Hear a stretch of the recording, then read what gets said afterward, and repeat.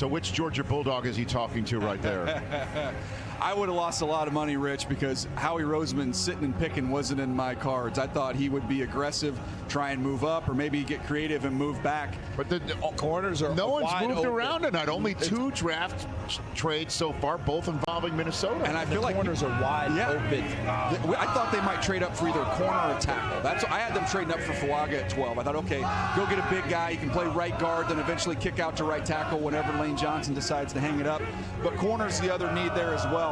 I'm a little surprised. Terrion Arnold, Quinyon Mitchell. Again, for me, 2 of the top 12 players in the draft. We don't have any corners yet. And he's got his pick. He got his pick.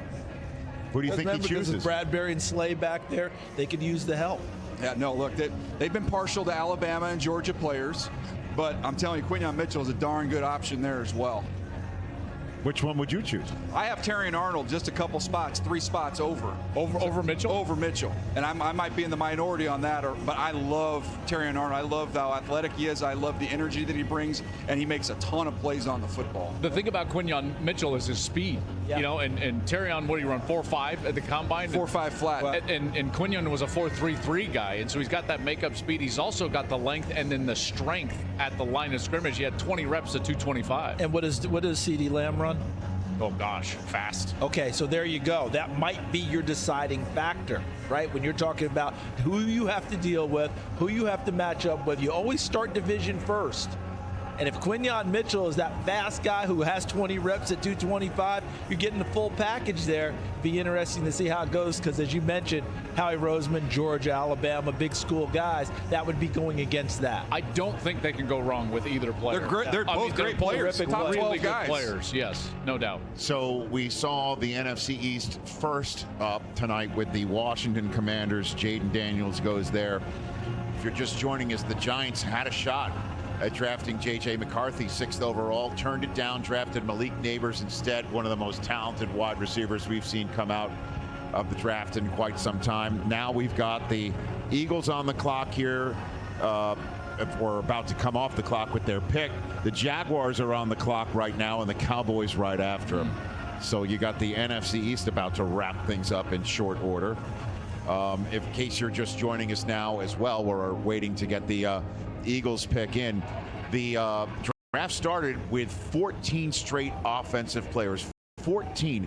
It was double the record amount of time that we've seen of offensive players go consecutively to start a draft before a defensive player got picked.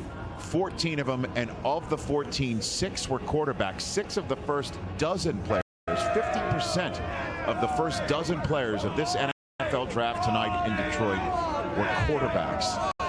So Philadelphia obviously not in that department. It was at this point just last year on this day that Lamar Jackson got his contract based off of what the Eagles had just struck with Jalen Hurts.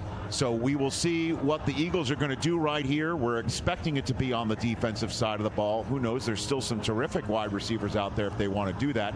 But they extended A.J. Brown to the tune of 3 years, $96 million today, and obviously did the same with Devontae Smith a couple of weeks ago. So here is the commissioner of the NFL, as I've been, honestly, I've been the tap dance kid for the last 60 seconds here, waiting for this pick to come in. Thanks so much. Oh, well done. Here comes Roger Goodell with the latest Eagles pick, and then the Jacksonville Jaguars right after that, in front of 275,000 people here in Detroit tonight. The NFL has gone global. This past year, we played games in front of amazing crowds in London and Germany. This upcoming season, we will play our first ever game in South America, in Sao Paulo, Brazil. And we will be coming to more markets on a global basis soon. The NFL's International Player Pathway Program helps foreign-born players reach the NFL. Elite international athletes have an opportunity to compete at the NFL level and potentially earn a spot on our NFL roster.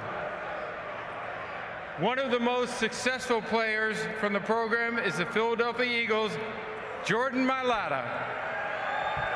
Jordan is currently in his native Australia for the opening of a new NFL academy for high school football players.